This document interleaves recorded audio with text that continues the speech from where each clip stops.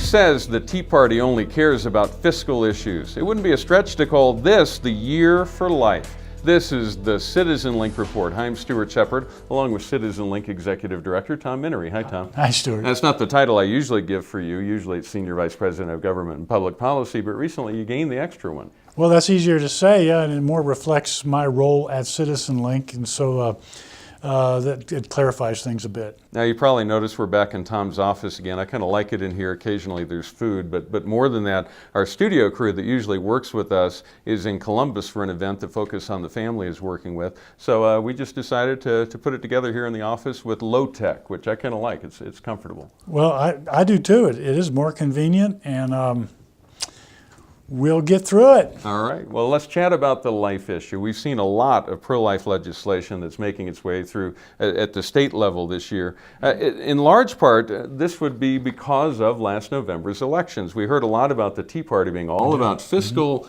not about social issues, but guess what? The social issues are passing. Well, they are. There were a number of polls that were released right around the time of the elections last fall. They were stunning.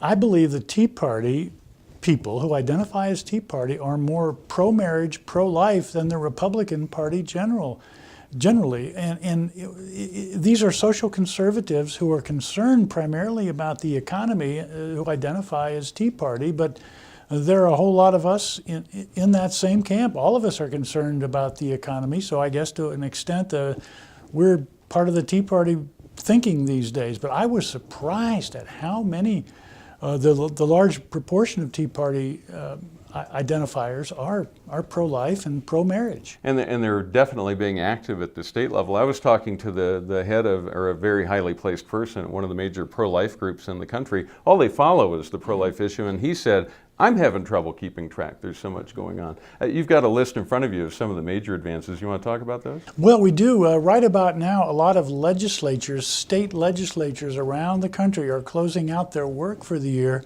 and we have been appreciative and actually amazed at the extent to which strong new pro-life bills have been passed, and a lot of these bills are in our law now. Some of them are still on the governor's desk waiting for signature, but we have not seen a spate of new pro-life bills passed like this as long as I can remember. And so if everybody will bear with me, let me just read down this list. Arizona, Oklahoma, and Kansas, they have passed restrictions on the use of the abortion pill, RU 486, and that's designed to prevent so-called telemedical abortions. That's an abortion in which a doctor, an abortionist, is in a remote location and dispenses the drug without actually seeing the woman in person. Except by webcam. I mean, they make a webcam connection and he pushes a button and out comes the pill. I'll confess, I did not know such things took place. I'm glad they're no longer taking place in those three states. Well, to continue, Nebraska, Kansas, and Idaho passed a bill that prohibits most abortions after 20 weeks based on fetal pain. So the idea that a viable baby feels pain, abortions end there. That's a wonderful advance. Missouri and Indiana, a ban on most abortions after 20 weeks based on viability. Obviously, a late-term abortion kills a fully viable baby, and so that's banned now. Indiana, a strengthened informed consent requirement before an abortion takes place, and a ban on state tax dollars going to organizations that sell or facilitate abortions. A lot of people will remember in the news the governor of Indiana, Mitch Daniels, signed a bill prohibiting funds to go to Planned Parenthood, the large, well-known provider of abortions. That is a stunner, and that's a great advance for the pro-life cause in Indiana.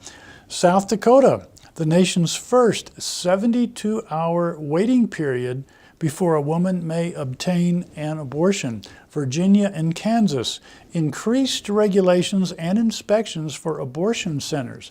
Texas, require a sonogram at least 24 hours before an abortion, so a woman has the opportunity to make a fully informed choice by actually seeing the baby inside her if she's intending to abort it.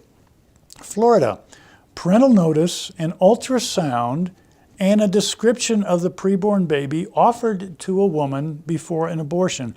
Also, there's another measure in Florida that bans public funding of abortion, and that will be on the November 2012 state ballot. And I believe that will pass, but all of these things convey what the polls have been telling us, that slowly we are becoming a majority pro-life country.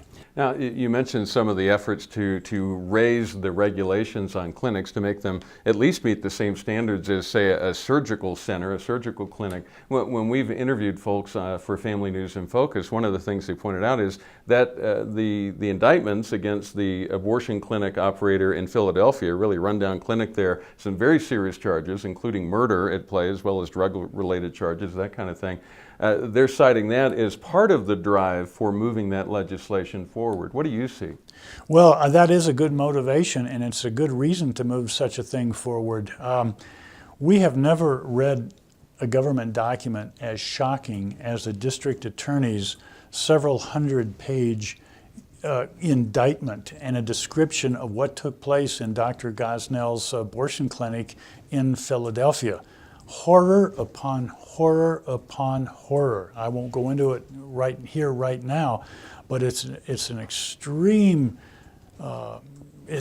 situation that allows for a lot of pro-life people to redouble their efforts to be sure that such things are not going on in their states. And I'll tell you, the district attorney said it is the pro-abortion mentality in the politics of Pennsylvania that has allowed the neglect of Gosnell's clinic and other clinics, supposedly, to occur. There has not been an inspection of an abortion clinic in Philadelphia in the last 15 years because, hands off, because the politicians were very strongly pro-abortion.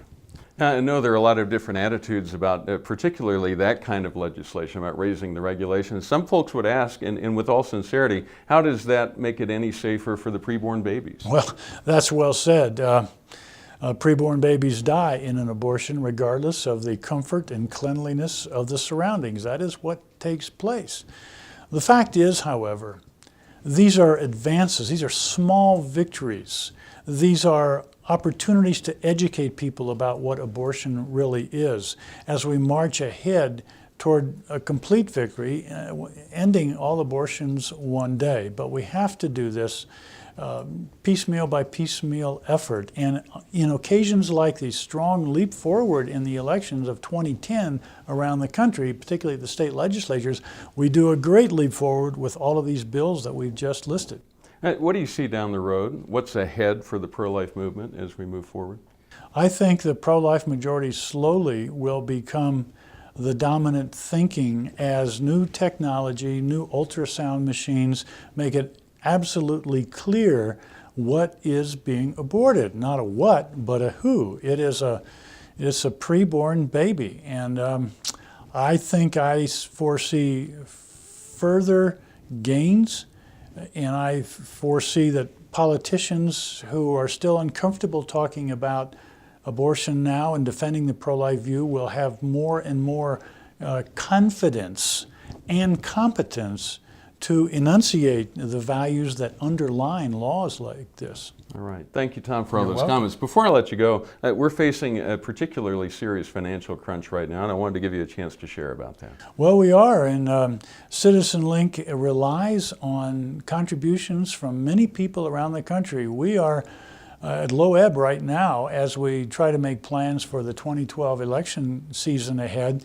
We've got to turn things around. We can only do that through two ways. One, prayer. We've been doing a lot of prayer about this thing, and also to let people know the situation. If people are able to send a check, make an online donation to CitizenLink, and now would be an excellent time to do this. You know, I remember over the long years working with Dr. Dobson when he was in charge of Focus on the Family, he would say, whenever we have a need, I just need to let the people know, and they respond as they are able to respond. So in that tradition, that's what we're doing now, letting people know that we are strongly in need of CitizenLink donations. Most of our donors are small dollar donors, so to speak, and they can't afford much, but we have a lot of them.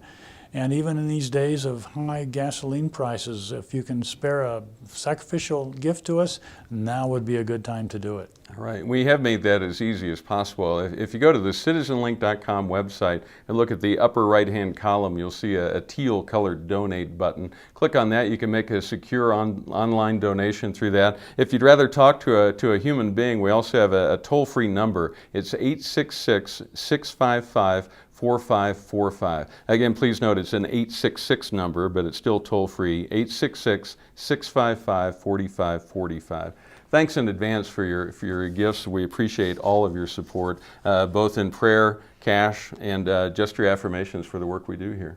Likewise, we're eternally grateful that people would support our work. All right, and thank you, Tom, for your work here, and thank you for watching. We do encourage you to pray for state officials as they deal with pro-life legislation, all the way from the introduction of it through the committee level and all the way to the final vote. Pray for them that they have wisdom and clarity as they go through that process. And remember, stand tall and be heard.